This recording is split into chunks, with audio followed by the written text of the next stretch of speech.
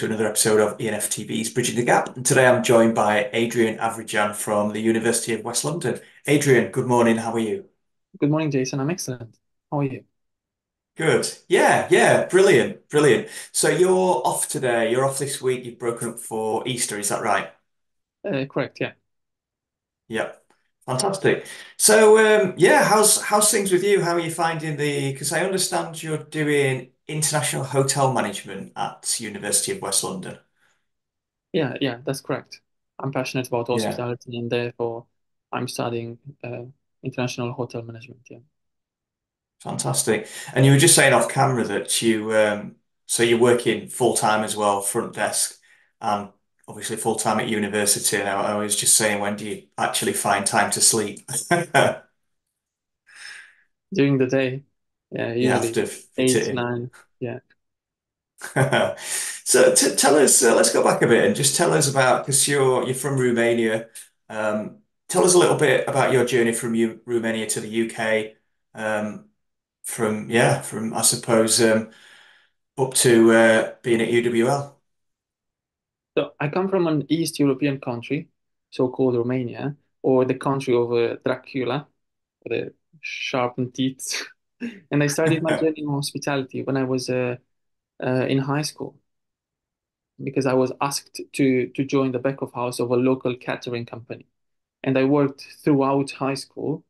And then I had another chance to join the team of one of the best hotels in my city, in my local city. And I did that for around 2 years. And then I had another chance to study in Dublin. And with that opportunity to study abroad came another opportunity to move to the UK and continue my career in hospitality. And I decided to further my knowledge about hospitality by starting this course, so-called International Hotel Management at the University of West London. And yeah, I'm on my path of becoming a hotel professional, hospitality professional. Fantastic. So, did you always want to be in hospitality, or was it something that you fell into, and then your love for it grew as as you worked in it and now study within it? And I have a twin brother. And because I have a twin brother, I didn't have the chance to communicate with other people as much as I wanted to.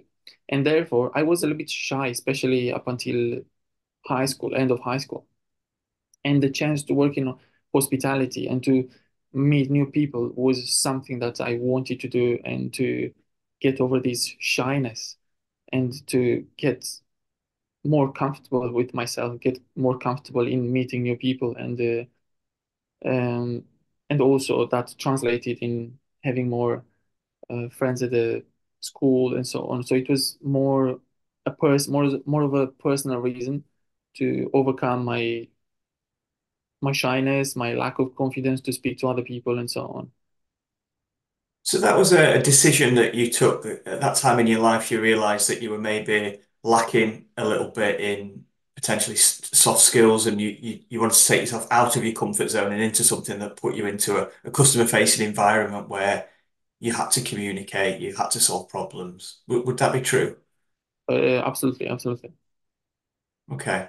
So testament to you for doing that, because that's, it's such a brave thing to do for someone that, was naturally kind of, as you've just said, shy. It's fantastic. I was, yeah. And as I said, because I had a twin brother and had I didn't have to communicate with other people apart from my twin. I was more in my own bubble, in my own comfortable bubble with my family. I would communicate only with people that I know and so on. And the hospitality offered me the chance to meet new people, to force myself because of work to talk to other people, to tell them my point of view, to tell them, I don't know, the facilities, to tell them, to give them directions, how to get to from one point to another, and so on. So it was a great decision. Looking back on it, I think it's one of the best decisions I've taken during my high school. Yeah.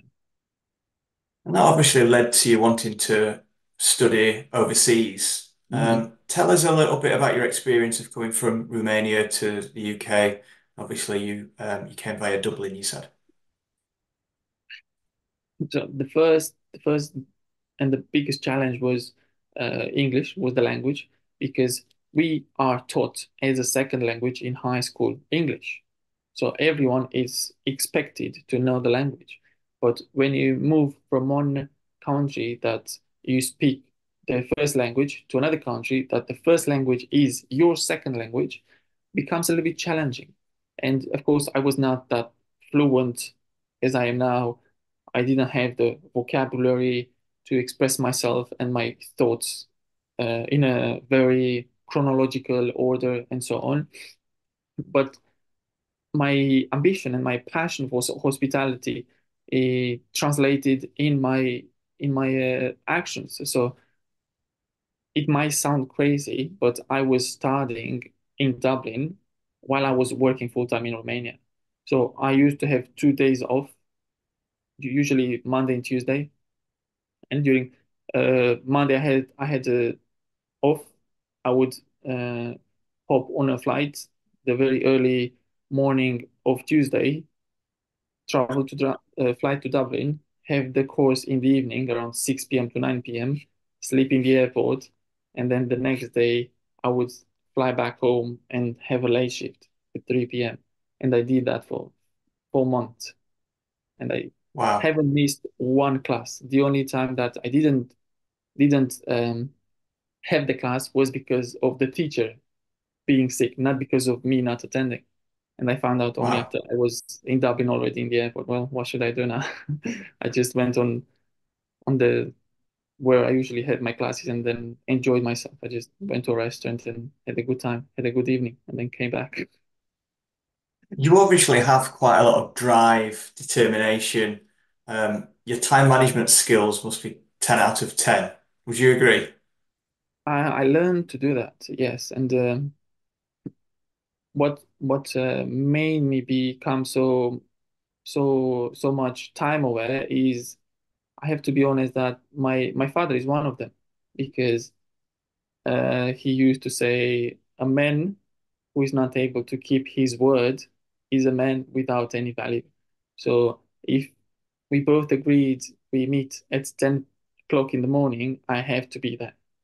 If I'm not at 10, I have to be at least 5 minutes earlier. The same for interviews, the same for classes, for everything, for dates. Yeah. Yeah. And then yeah, I learned to do that. I learned how to manage myself, my time, my resources, especially after I moved, after I left home. I had to do everything by myself and I had to manage my accommodation, my living cost, my money, my time, my resources, everything. Yeah. Did you find that difficult initially? Absolutely everything. It's hard at the beginning, messy in the middle, and rewarding at the end, as Robin Sharma says. Yeah, absolutely. It Yeah. was. It was. And I faced the harsh reality of London. The very harsh. What I mean by that is that the the living conditions that some of the areas, for example, Luton, uh, have, and some other things like people that don't have that good of intentions when they check in. So I faced the harsh reality like head on. But that was a very good initiation, if I can call it initiation, because it helped me to get a more realistic image about this country. Because from outside you see only the good things. You see London Eye, you Yeah. see Big Bang, you see flags of UK, you see I don't know the Buckingham Palace. All is like shining. Everything is pink. But when you get here, you realize it's not as they advertise it. It's not as pink as it is. Yeah. No, no, absolutely. Absolutely. Tell us about your experience at University of West London and tell us a little bit about the course International Hotel Management. Experience at the University of West London was great. Is They have so many high-tech and modern facilities, such as full functional restaurant and kitchens, where students can learn about F&B, learn how to cook, learn how to serve, learn how to make cocktails and everything. They have a well-equipped library as well. That stretches on 4 floors. And the most important thing that the most valuable thing that I get from this university is the the teachers, the tutors, the course leaders who are very knowledgeable. They have field experience and they are willing to pass that on to you as a student, which is great.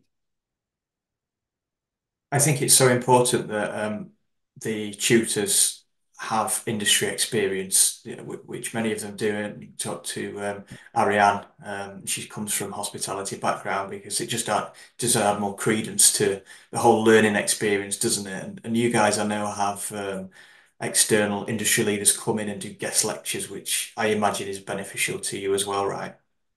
Absolutely. Where it's it's a time where you can get the theory online from almost just anywhere. But to have someone Yeah. that doesn't have just theory, has the practicality, has the experience, has the been there, done that, it's so valuable. No, absolutely. And I've enjoyed many a meal in the restaurant at UWL. And so much so that the restaurant manager recognizes me now when I go in.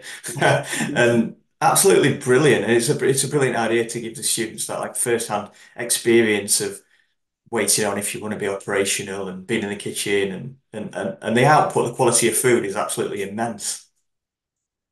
Yeah, I worked in that kitchen as well, in the back of house, on the floor as well, and it was a nice experience. Yeah. Absolutely. So you approached me at the careers day at UWL, and we had a conversation for 5 or 10 minutes, and you were particularly interested in revenue management, which obviously is our speciality in terms of commercial recruitment. Um, Tell us where did that interest in revenue management come from? Well, I have to say that since I started working F&B early on in my career and then moved to the front office, I realized few things. One of them is that you can get the same service at a different price depending where you get it from. I realized that the cheapest price for a room is not what you find on the platforms online. The cheapest price you can get at the hotel, at the reception, at the check-in, if you know how to negotiate a little bit and maybe to get an upgrade, which will highly incentivize the employee, the other person behind the desk. I also learned that during the holidays, during the bank holidays, national holidays, the prices rise, which translates into an increase of demand, and revenue managers try to capitalize on that. These small few things that I pay very close attention to during the year, I realized I start noticing it, and other things such as if you are fully booked for for a specific day with 3 weeks in advance is not always a good thing. And at university, we developed even more my knowledge and my understanding about the revenue managers. And Ariane, it's a great tutor. I want to say thank you to her. That she also taught us about how to manage the online travel agents, all these OTAs, CRS, which is central reservation systems, like, and GDS, global distribution systems, and so on. So it's more, I have a little bit of knowledge about revenue management, but with the course, with the what I'm studying at university, it's even better. I get a broader understanding. I can get the full picture of what this means and what is going to translate in hotels. So that sparked me my interest, and I'm keen to learn more. I'm keen to try to put into practice as much as I can, and I'm really interested in shifting into the management this year. Do you get any access to within your job on front desk? Do you get any access to distribution, the OTAs, GDS you mentioned, or revenue management? Do you get to spend any time with a revenue manager or not? At my current location, unfortunately, our revenue manager is remote and it's outsourced. So we don't have a direct contact with her, but Yes, we work very closely with all these platforms, Booking.com, Expedia, Hotels.com, I don't know, HRS, and so on. We work and we manage them to a certain point, not to the point where we set the prices, but we manage them in the way we manage the reservations, we manage the no-shows, we manage the guest requests. Sometimes we amend the reservations and so on.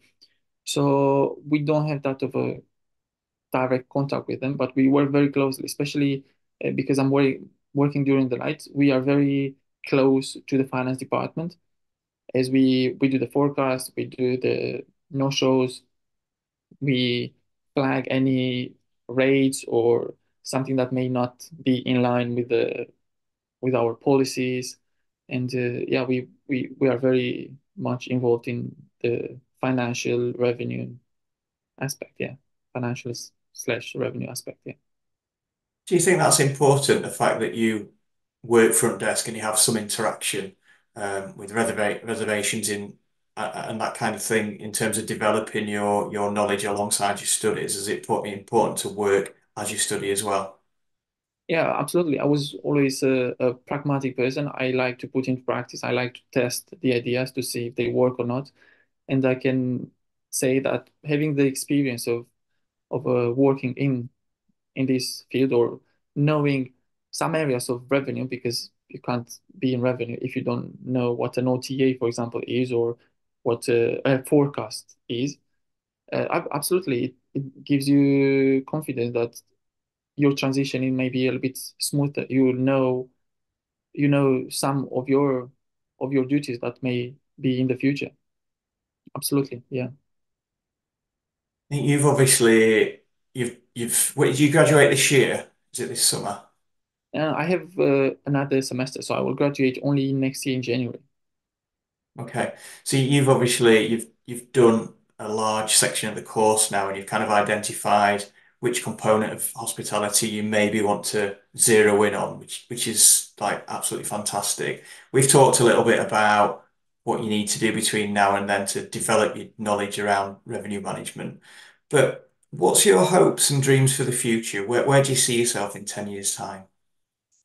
As we discussed at the job fair earlier this month, I'm planning to transit from my current role to the revenue management.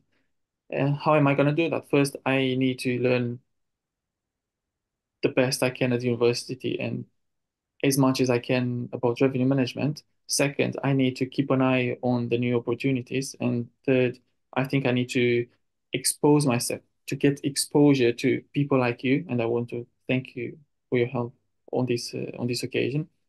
And sooner or later, is gonna come along. I'm sure if I'm positive, I'm sure if I'm gonna learn, I'm gonna do the right things. I'm sure it's gonna come. As my long term goals, I would say that I see myself in hospitality unless something very drastically happens.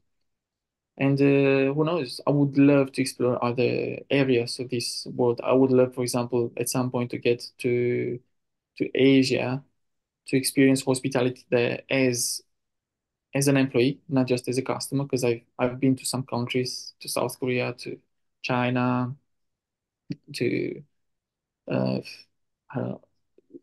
I've seen a little bit, and I experienced the hospitality as a customer, but I would like to go and work behind the scene and see what that means, what that experience. Yeah, absolutely. Absolutely. Listen, thank you so much for joining me and giving up some of your time. I think anyone that's worried about the attitude of the hoteliers of tomorrow, students, graduates, just listening to you and about how little you sleep and you balance full-time work alongside your studies and everything else, it's kind of like those fears and worries should dissipate because if every student and graduate is like you, I think we're pretty much in safe hands. So yeah, fantastic. I'll let you go and get some sleep, I suppose now. I do I do other things apart from university and work, but yeah, these are my major things. Yeah. I don't know how you're Thank you finding so much, time. Jason. Thank you. It was a pleasure. Thank you. That's what we've got time for this week. Like and share the show because it really helps us attract cool guests like Adrian. And we'll see you again next week. Thank you. Here we go!